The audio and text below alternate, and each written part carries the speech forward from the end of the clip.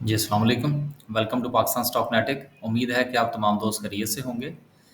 आज जो है वो हमारा सिलसिला जो चल रहा है आपके सवालात का, उसको आगे बढ़ाते हुए आज पहले हम वीडियो अपलोड करेंगे और उसके बाद जो है इफ्तार के बाद इंशाल्लाह जो है वो मार्केट के हवाले से वीडियो जो है वो अपलोड कर दी जाएगी। चलते हैं जी आपके सवालात की तरफ। देखिए, हमारी स्पीड जो है वो थोड़ी स्लो है। हम कोशिश ये कर रहे हैं कि कोई भी सवाल मिस ना हो। तो आपसे भी ये गुज़ारिश है कि ये 3-4 दिन हम लोग पीछे हैं अभी आपके सवालात में, लेकिन इंशाल्लाह सबके सवाल शामिल किए जाएँगे। तो सवाल जो है वो थोड़ा प्रिसाइज़ लिखने की कोशिश करें। आज का पहला सवाल जो है वो ये है जी कि इमेज के शेयर्स। सर, आपके सवाल की समझ नहीं लगी। ये अदील यार खान साहब हैं। सर, आपके सवाल की समझ नहीं लगी, ज़रा सवाल दोबारा लिख के भेजें।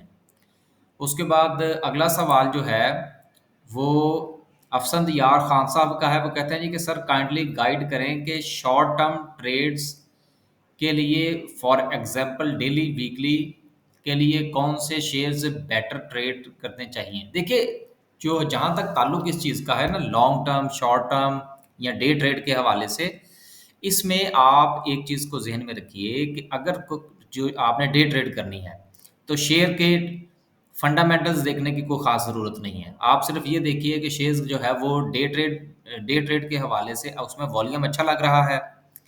दूसरा, आप उसमें ये देखिए कि कंपनी जो है वो ज़्यादा लॉस में ना हो। ये 1-2 चीज़ें देखें, उसके बाद आप उसका ट्रेंड देखें कि ट्रेंड ऊपर का है, ट्रेंड नीचे का है, ट्रेंड साइडवेज़ है, देन आप उसमें डे ट्रेड फरमाइए। जहाँ तक ताल्लुक है शॉर्ट टर्म या लॉन्ग टर्म का, शॉर्ट टर्म में आप हमेशा इस चीज़ की कोशिश करें कि शेयर उस या लॉन्ग टर्म में, दोनों में, उस शेयर का इंतखाब करें जो फंडामेंटली बेहतर हो। उसमें फंडामेंटल्स भी देखें, उसमें टेक्निकल्स भी देखें। हाँ, उसमें अगर वो शेयर जो है वो डेली उसके अंदर कुछ टका के वॉल्यूम नहीं भी लगता, देन भी चलेगा। लेकिन आप उसको ये देखिए कि अगर वो शेयर अच्छा है, अच्छे से मुराद ये है कि वो फंडामेंटली मज़बूत है, उसकी अर्निंग पर शेयर अच्छी है, उसके बाकी के मामलात, गुज़िश्ता पे आउट्स उसके बेहतर हैं, और सबसे बड़ी बात आपने ये देखनी है कि वो शेयर जो है वो इस वक़्त जिस प्राइस पर मिल रहा है, क्या मार्केट पॉइंट ऑफ व्यू से वो प्राइस उसकी जस्टिफाइड है? तो आप बिस्मिल्लाह करें उस पर। आगे चलते हैं जी, और नेक्स्ट सवाल जो है वो हम शामिल करते हैं तैमूर अज़हर साहब का। कहते हैं जी अस्सलाम वालेकुम। वालेकुम सलाम सर। सर, पीआईए की बाइंग 4 है। लॉन्ग टर्म में किस लेवल पर सेल कर देना चाहिए? पीआईए की 4 रुपए की बाइंग है, खामोशी से बैठे रहें। आगे चलते हैं जी। आगे चलते हैं और दूसरा सवाल भी तैमूर अज़हर साहब का है।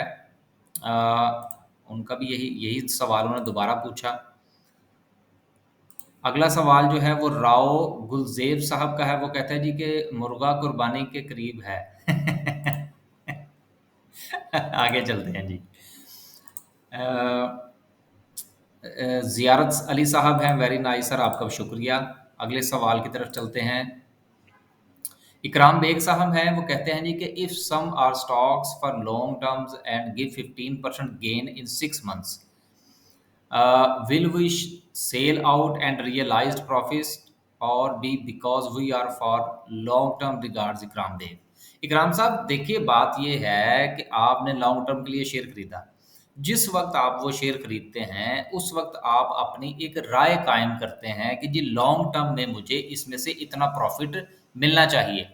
अब अगर वो उसके मिसाल के तौर पर अगर आप यही एक्सपेक्ट करते हैं कि जी मुझे 15% प्रॉफिट मिलना चाहिए, अब अगर वो 15% प्रॉफिट आपको 6 महीने में मिल जाता है, तो फिर आप क्या करें कि आप उस वक़्त के मार्केट के हालात देखिए, उस शेयर का लेवल देखिए कि क्या वो शेयर जो है वो अपनी पीक के करीब-करीब पहुँच चुका है। देखिए, पीक का के तो किसी को नहीं पता होता कि बस जी अब यहाँ पर मैंने बेच देना 100% और उसके बाद मार्केट यहाँ तो नीचे चले जानी है। अगर आपने नीचे से खरीदा तो जी मार्केट ऊपर चली जानी है। ऐसा नहीं होता। आपने हमेशा राउंड में चलना होता है। करीब तरीन, अगर आपको करीब तरीन वाली सीट मिल जाए ना, तो दैट्स फाइन, बेहतरीन है। तो अगर आपकी एक्सपेक्टेशन के मुताबिक आपको वो प्रॉफिट मिल चुका है, तो आपको उसमें से एक बार एग्ज़िट लेना चाहिए, एक चीज़।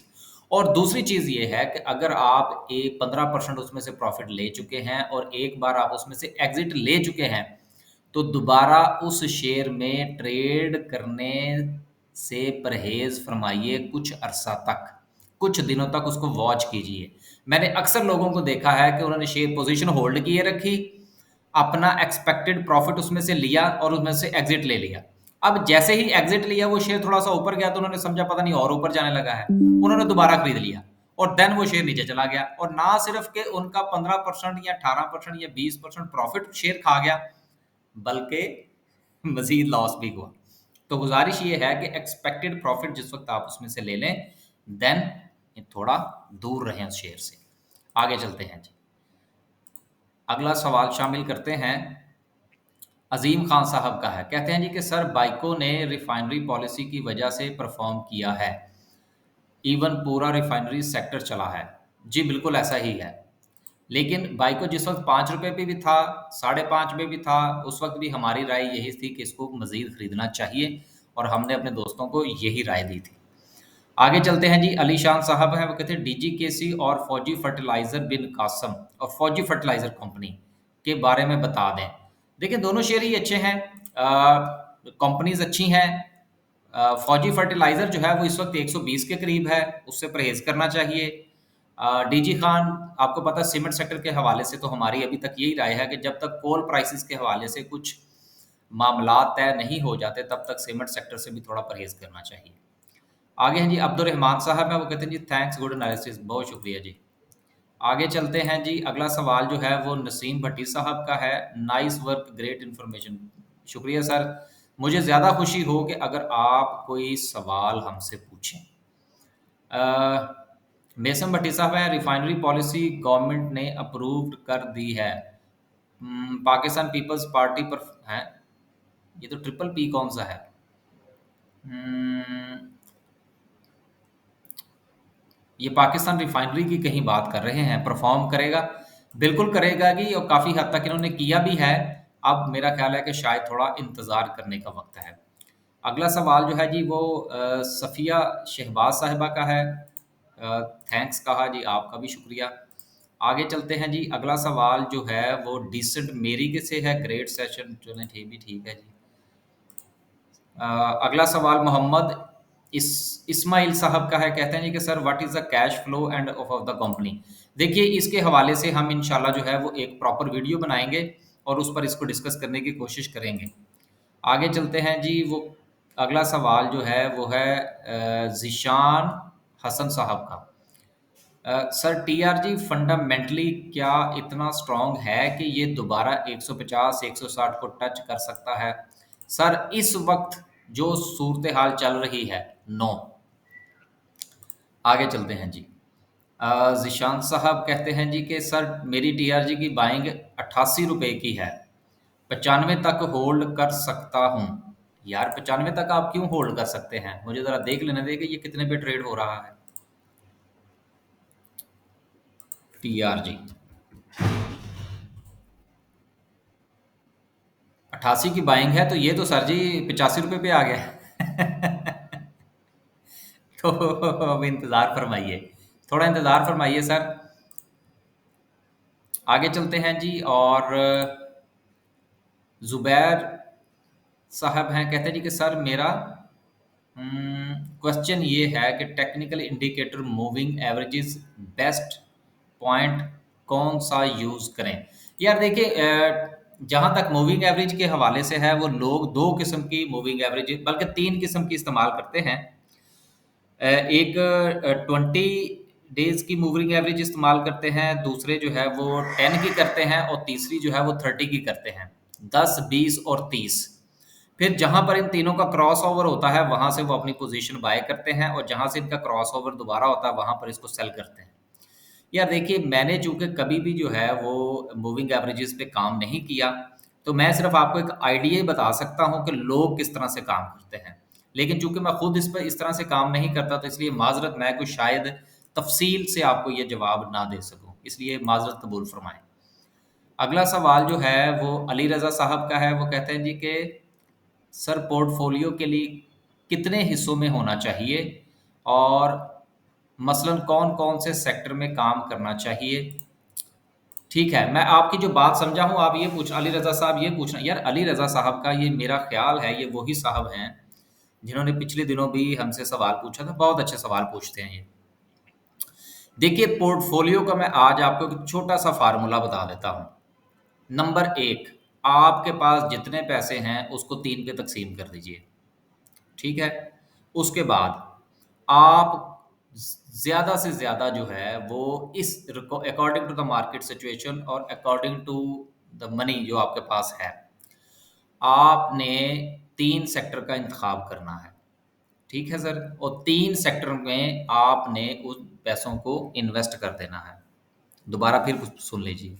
मिसाल के तौर पर आपके पास है 1 लाख रुपया, वैसे तो हमारी तरफ से सजेशन ये होती है कि कम से कम 3 लाख से आप स्टॉक मार्केट शुरू करें। तो आप 3 लाख से 3 लाख को समझ लीजिए कि आपके पास 3 लाख हैं। इसको तक़सीम करें 3 पर तो जवाब आया 1 लाख। 1 लाख के आप आगे करें 3 हिस्से, तो जवाब आया 20-20 हज़ार, या सॉरी 33-33 हज़ार। अब 33-33 हज़ार जो है वो आगे आप 3 सेक्टर का इंतखाब करें, ठीक है? और उन 3 सेक्टर्स में से आप एक-एक सेक्टर का शेयर जो है वो उसका इंतखाब करें और उन हर सेक्टर के 1 शेयर में आप उन पैसों को इन्वेस्ट कर दें। उसके बाद ये है कि मार्केट की सिचुएशन को मद्देनज़र रखते हुए जैसे ही वो शेयर जो है वो ऊपर-नीचे मूवमेंट दें, देन आप उसमें मज़ीद इन्वेस्ट फरमाइए। तो बात करने का मकसद ये है कि आपके पास हर हालत में कुछ ना कुछ कैश जो है, वैसे हमारी तरफ से तो ये होता है कि 1/3 अगर नहीं तो कम से कम जो है वो आपके पास 1/4 जो है वो कैश आपके पास होना चाहिए, ताकि अगर आपके पास वो शेयर्स ऊपर-नीचे हों तो आप उनसे फ़ायदा उठा सकें। और कम से कम आपके पास एक वक़्त में पोर्टफ़ोलियो में 3 सेक्टर्स के शेयर्स होने चाहिए। आगे चलते हैं। ये हमारी एक राय है जी, इसका कोई थंब रूल नहीं है। आगे चलते हैं जी और अगला जो है वो सवाल शामिल करते हैं। अब्दुल रहमान साहब हैं, उन्होंने कहा जी इन्फॉर्मेटिव, मेहरबानी सर। आगे चलते हैं जी और दावर हुसैन साहब कह रहे हैं hope to see you the script price is over value और अंडर वैल्यूड।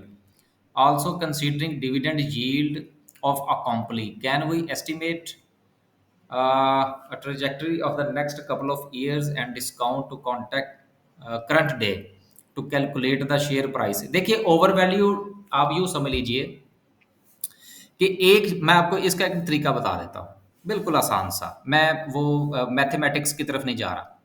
सिंपल सी बात ये है कि आपके पास एक शेयर है, आप उस शेयर को देखिए कि उसकी ईपीएस कितनी है। मिसाल के तौर पर उसकी ईपीएस है जी 3 रुपए। अब उसकी ईपीएस को आप 10 के साथ ज़रब दे दिए, तो वो कितना बना 30 रुपए। तो आपको ये देखना है कि वो शेयर इस वक़्त कितने पर ट्रेड कर रहा है। अगर वो 30 रुपए से नीचे है, तो वो अंडर वैल्यूड है। अगर वो 30 रुपए से ऊपर है, तो ये ओवर वैल्यूड है। फिर उसके बाद दूसरी बात ये है कि आपने ये देखना होगा कि वो कंपनी जो है, वो शेयर जो है, जिसका आप इंतखाब करने जा रहे हैं, वो मैन्युफैक्चरिंग की कंपनी है या वो सर्विसेज सेक्टर है। क्योंकि सर्विसेज सेक्टर के ओवरहेड्स जो हैं वो चूँकि कम होते हैं, इसलिए उनका मल्टीपल ज़्यादा होता है। वो 30 के मल्टीपल भी चलते हैं, 20 के मल्टीपल मल्टीपल पर भी चीज़ें चलती हैं। मसलन ईपीएस मल्टीप्लाई बाय 20 और EPS multiply by 10, EPS multiply by 30। ये डिपेंड करता है उस वो शेयर के कि वो शेयर जो है वो कितना डिविडेंड देते हैं और उसकी ईपीएस कितनी है। लेकिन अगर आपको बिल्कुल कहीं कुछ समझ नहीं आ रही, तो सिंपल उसको 10 के साथ मल्टीप्लाई करें और देखें कि क्या वो शेयर जो है वो उस प्राइस पर ट्रेड हो रहा है या नहीं। इसकी एक एग्जांपल लेते हैं और फिर जो है वो इस वीडियो को थोड़ा इख्तिताम की तरफ लेकर चलते हैं। मसलन किसका देख लें? चलें जी एफएफसी का देख लेते हैं, फौजी फर्टिलाइज़र कंपनी का। इसके चलते हैं फाइनेंशियल्स की तरफ, क्वार्टरली पे चले जाएँ, एनुअल पे चले जाएँ। अब देखिए एनुअल में 2021 का अगर आप देखें तो इसकी ईपीएस आ रही है 17 रुपए 21 पैसे। ठीक है सर? अब 17 रुपए 21 पैसे इसकी ईपीएस है। इसको 10 के साथ ज़रब दें तो क्या जवाब आता है? 170। और इस वक़्त ये शेयर जो है ये कितने के ऊपर ट्रेड कर रहा है? सॉरी, एफएफसी 121 रुपए के ऊपर। तो इसका मतलब क्या हुआ कि ये शेयर जो है ये अंडर वैल्यूड है। इस शेयर की जो फेयर वैल्यू है वो 170 रुपए होनी चाहिए। समझ आ गई बात की? उम्मीद है कि आपको बात की समझ आ गई होगी। बस जी, आज के लिए सिर्फ इतना ही। इंशाल्लाह बाकी सवालात जो हैं वो आपके कल शामिल करेंगे। दुआओं में याद रखिएगा। मुझे आज बड़ी खुशी हो रही है सवालात को पढ़ते हुए कि दोस्तों ने शेर पूछने की बजाय बातें पूछनी शुरू की हैं, समझने की कोशिश की है। मैं आपका बहुत शुक्रगुज़ार हूँ। इसी तरफ आइए, सवाल पूछिए, शेर पूछने की बजाय चीज़ों को समझने की कोशिश कीजिए, ताकि ये ना हो कि मुझे भी ऐसी सीपी की तरफ से नोटिस आ जाए कि ये आप शेर्स के हवाले से बात कर रहे हैं। तो वो मैं भी उससे बचा रहूँगा और आपका भी सीखने का अमल जो है वो जारी रहेगा। अल्लाह हाफ़िज़।